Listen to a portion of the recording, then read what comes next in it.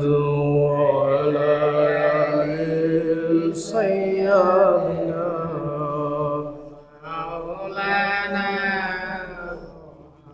محمد اللهم صل على سيدنا مولانا محمد وعلى آل سيدنا مولانا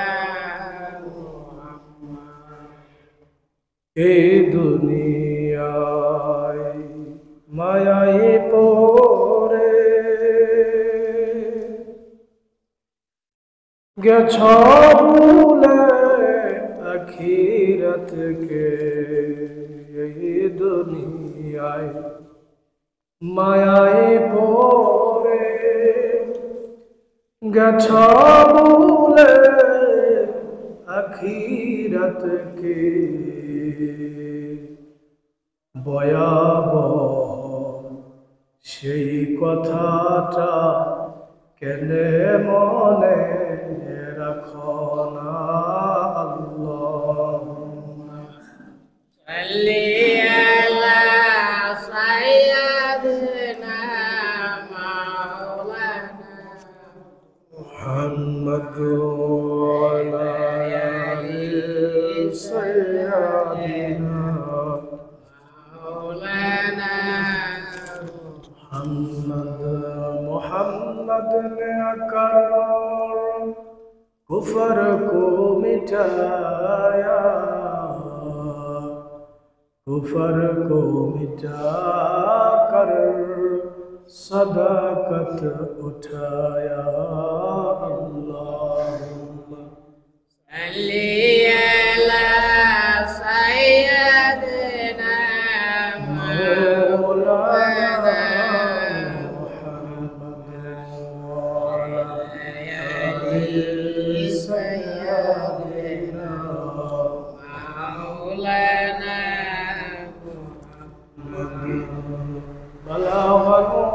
بكماله كشف الدجى بدمائه أسنت جميع خصاله صلوا عليه وآله صلوا يا قوما صلوا على كما صدر الأمين مصطفى ما جاء إلا رحمة للعالمين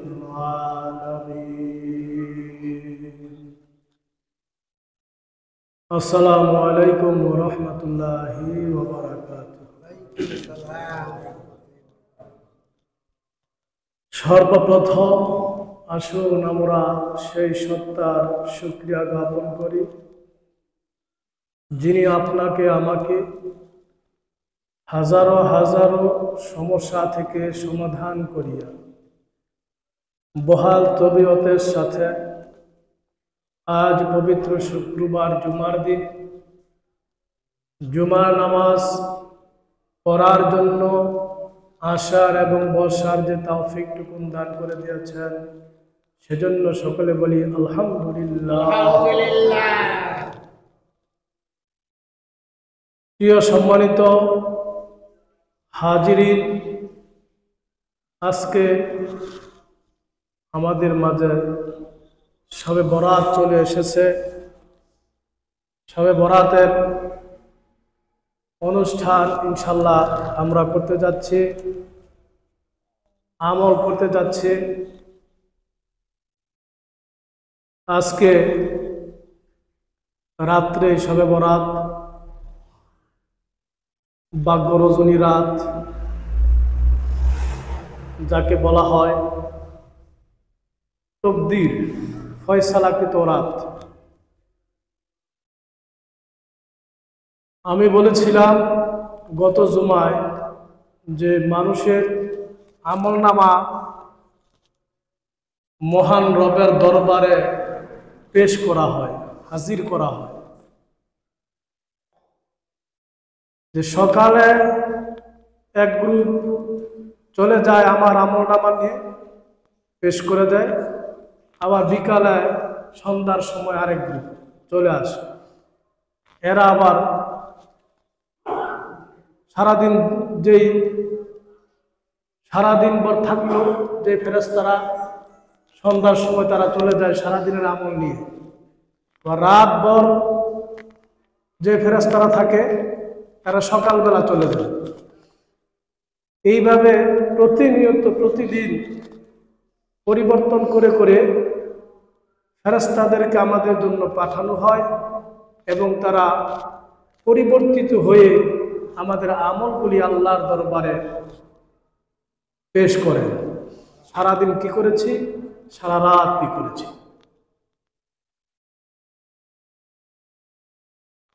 এবং প্রতি সপ্তাহে একদিন বৃহস্পতিবার সারা সপ্তাহ পরে কি করলাম, এই টিম, এই ফেরেশতা আমার আলাদা। এক সপ্তাহের ভিতরে আমি কি করলাম, এটার একটা রেজাল্ট, এটার একটা লিপিবদ্ধ করে বৃহস্পতিবার দিন আল্লাহর দরবারে তা ওই আমলগুলাকে জমা করে দেন, পেশ করে দেন। আবার প্রতি সপ্তাহতে গেল, দিন গেল, মাস শেষে এরকম আপনার আমার ফেরেশতা আছে আমার আপনার সাথে নিযুক্ত। এরা সারা মাস কি করলাম, সারা মাসের একটা হিসাব আমল তারা পেশ করে। আবার বছর শেষে, এই যে বছর শেষের দিনটা হলো আজকের রাতটা, বছর শেষের দিনটাই হলো আজকের রাত। এখন আপনাদের কাছে একটা প্রশ্ন হলো, একজন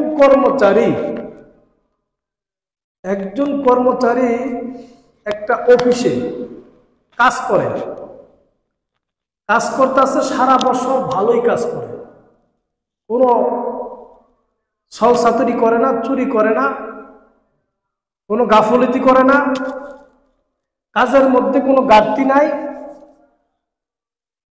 কিন্তু এমন একটা সময় ঘাটতি হয়ে গেছে, মানে অলসতা হয়ে গেছে, কাজের গুরুত্ব নাই, কাজ ছেড়ে দিয়ে অন্য মনোযোগী হয়ে গেছে, অন্য কাজে ব্যস্ত হয়ে গেছে, গুরুত্বহীন হয়ে গেছে। এমনই সময়ে মনে করেন তার অফিসের যে মালিক চলে আসছে। এখন আপনার আমার অন্তরে কেমন কষ্ট লাগবে বলেন, যখন সারা বৎসরের জন্য অডিট করতে আসলো, দেখতে আসলো, সারা বছর আমি ভালো কাজ করলাম, কিন্তু যেদিন নাকি এসে তদন্ত করে দেখে আসে মালিক চলে আসলো, সেই দিনটাই আমি গাফিলতি করলাম, তাহলে এটা মনের ভিতরে একটা আফসোস চলে আসে না, কষ্ট চলে আসে না?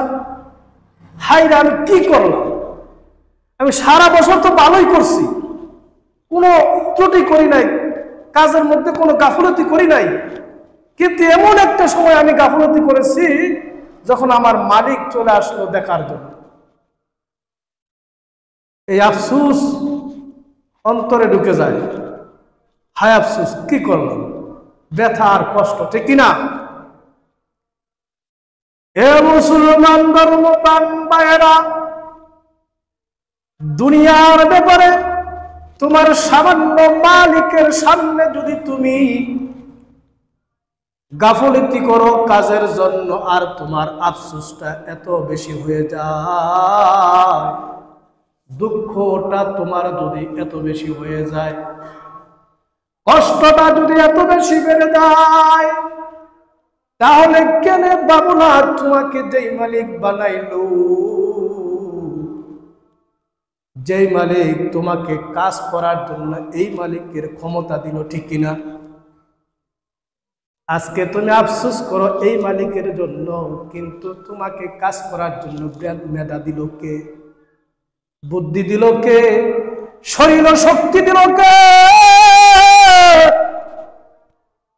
সেই মালিকের কথাটা তুমি ভেবে একবার আফসোস করো না, একবারও তোমার অন্তরে দুঃখ হয় না, কষ্ট হয় না? আহারে, আজকে তো সবে বরাতের রাত, আমার মালিক আমাকে ডাকবে, প্রথম আসমানে এসে এসে বলবে, কে আছো, কে আছো? অভাবগ্রস্ত অবস্থায় আমার কাছে চাও, আমি আল্লাহ তোমাকে আজকে অভাব মুক্ত করে দিব। সুবহানাল্লাহ বলবেন না? সুবহানাল্লাহ। এইভাবে ডেকে ডেকে বলবো, কে আছো এমন অসুস্থ, কে আছো অমুক, কে আছো তমুক। এইভাবে আদরের সাথে দরদ মাখা ডাক দিয়ে দিয়ে বলবে, কে আছো আমার বান্দা, কে আছো আমার বান্দি, আমার গোলাম, আমার গোলামিরা রে, আজকে যা চাইবা আমি রব তোমাকে আজকে তা দিয়ে দিব। কেমন দরদ মাখা ডাক কেউ দেয়? মালিক দিছে। যেই মালিকের জন্য আফসোস করো, যেই দুনিয়ার একজন মালিকের জন্য তুমি আফসোস করছো, সামনে ধরা খেয়েছো, এই জন্য তুমি আফসোস করো, হায়রে সারা বছর তো আমি ভালো কাজ করছি, আজকে আমি আমার মালিকের সামনে কেন এই কাজ করলাম? এই ব্যথা তোমার অন্তর থেকে যায় না? সবাই চায় আগে পরে যেমন করি, যতই খারাপ করি না কেন, আগে পরে যা কিছু করি এটার জন্য এত টেনশন নাই, কষ্ট নাই, দুঃখ নাই, ভাবনা নাই। মালিক যেদিন আসবে অডিট করার জন্য, সেদিন ভালো থাকলেই হলো, ঠিক না? এটা চায় না সবাই? মালিক যেদিন নাকি অডিট করতে আসবে, দেখতে আসবে, পরিদর্শন করবে, ওই দিন যদি আমি মালিকের সামনে একটু ভালো রেজাল্ট দেখাইতে পারি, ব্যবহার ভালো দেখাইতে পারি, কাজের গুরুত্ব দেখাইতে পারি, আর মালিক যদি আমাকে কোনো মতন কবুল করে নেয়, ভালোবেসে নেয়, তার নজরে যদি যদি আমি একবার ভালো হয়ে যাই, তবেই হইল, ঠিক না? এই আশাটা সবাই করে, আমিও করি, আপনিও করেন, ঠিক না? কিন্তু দুঃখের বিষয় এখানে, দুঃখের বিষয় এই জায়গার মধ্যে, তুমি সামান্য দুনিয়ার মালিকের সামনে ভালো হওয়ার জন্য, সামান্য ভালো হওয়ার জন্য দুনিয়ার মালিকের কাছে কত আফসোস কত করো, কতই ভালো থাকার চেষ্টা করো, কিন্তু 24 ঘন্টা তোমাকে যে মালিক পরিদর্শন করে রাখলো, নজর বন্দি করে রাখলো,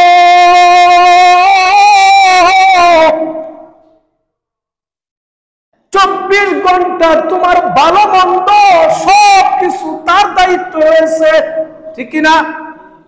যার দায়িত্বে তোমার সমস্ত দায়িত্ব, যার হাতে তোমার হায়াত, যার হাতে তোমার মউত, যার হাতে তোমার ইজ্জত সম্মান, ঠিক না?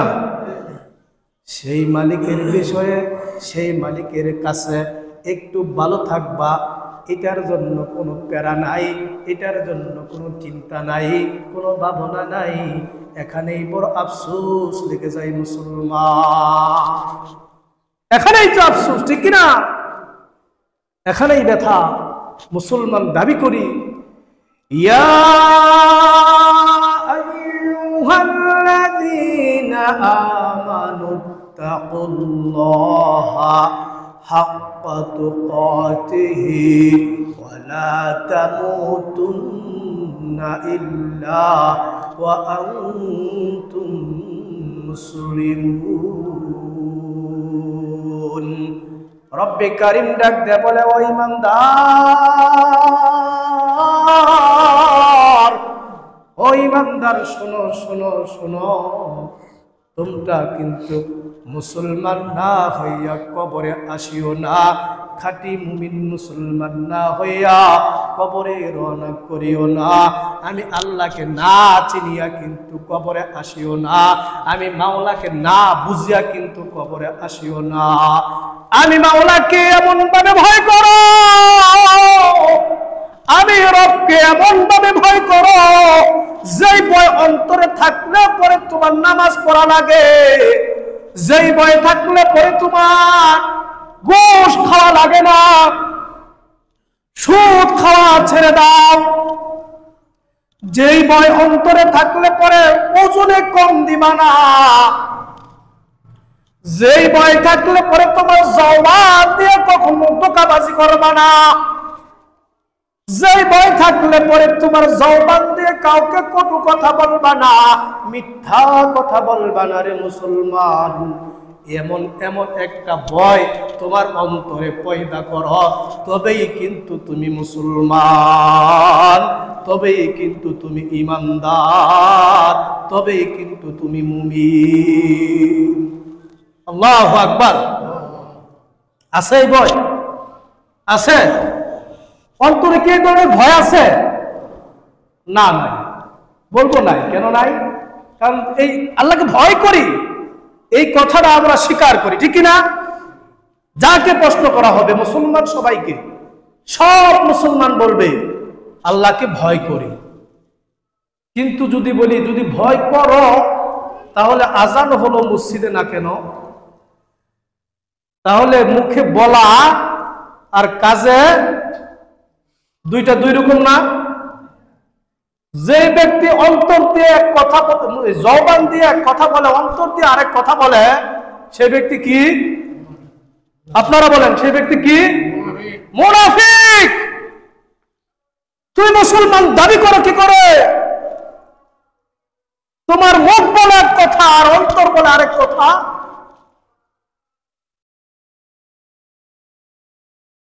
সুদ ছাড়ো না, ঘুষ ছাড়ো নাই। মুসলমান যদি হও তাহলে আজকে সবে বরাতের রাত তুমি পাক্কা ওয়াদা করবা। কি ওয়াদা করবা? তুমি পাক্কা ওয়াদা করবা রবের সাথে, কারো সাথে না, দিলে দিলে, অন্তরে অন্তরে। আজকে পাক্কা ওয়াদা করবা, আল্লাহ গো, আজ থেকে, এখন থেকে আমি সুদ খাওয়া বন্ধ করে দিলাম। আমি আর জীবনে কখনো সুদ খাবো না, ঘুষ খাবো না। আজকে সবে বরাতের রাত্রিতে তোমার কাছে তোমার কুদরতি পায়ে নিচে সেজদা করব।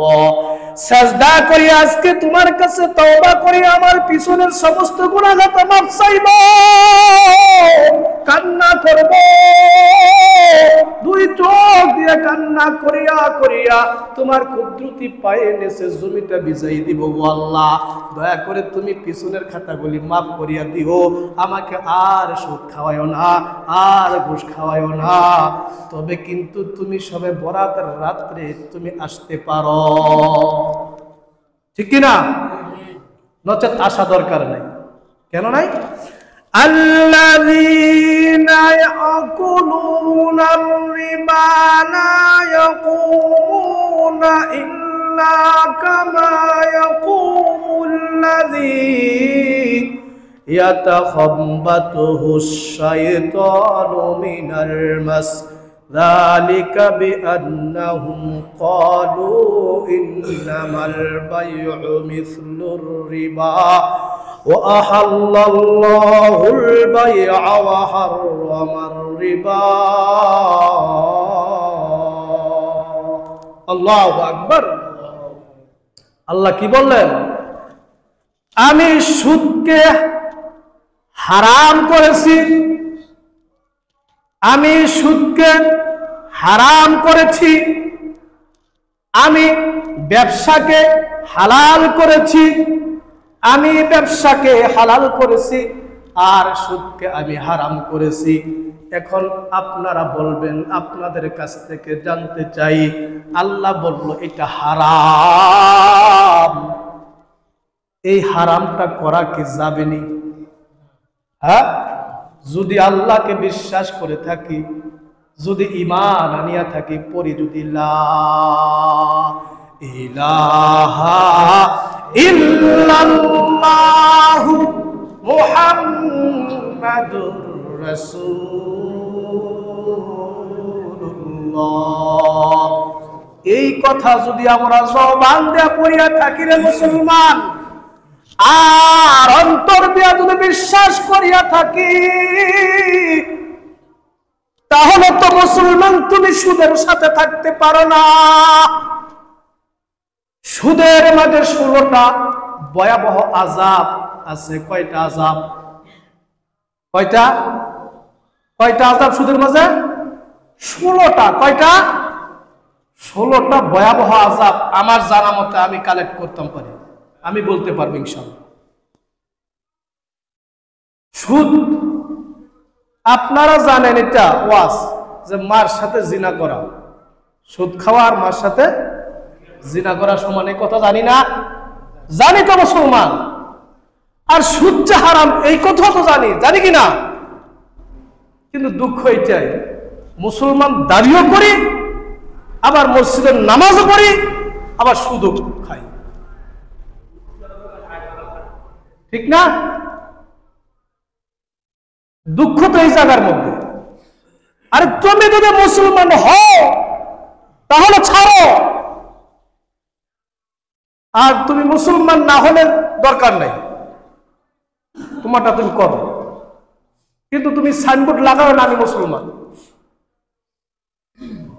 তুমি সাইনবোর্ড দিও না যে তুমি মুসলমান।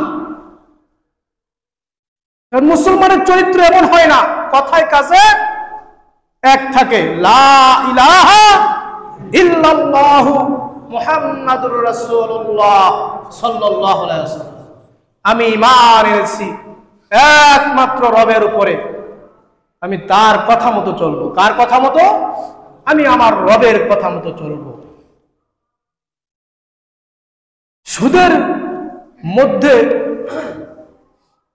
আল্লাহ বললেন হারাম, আর ব্যবসার মধ্যে হালাল করে দিলেন। কিন্তু এই সুদখুরেরা একটা কথা এখানে লাগাই দেয়, একটা যুক্তি লাগায়, বলে ব্যবসা করলে লাভ হয়, সুদেও তো টাকা বিনিয়োগ করে লাভ নেই। তাকে যুক্তি এইটা, আমরা তো টাকা লাগাই দিয়া ব্যবসা নেই, টাকা দিয়া টাকা নেই। আপনি ব্যবসা কইরা মাল বিক্রি করে টাকা নেন বেশি বেশি, এই যুক্তি হাবা আসেনি? যে ব্যক্তি যুক্তি দিল সাথে সাথে তার ঈমান নাই, ঠিক না? যুক্তি কেন দিলাম?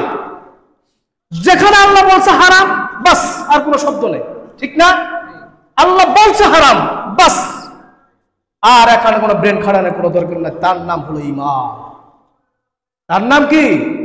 তার নাম হলো ঈমান।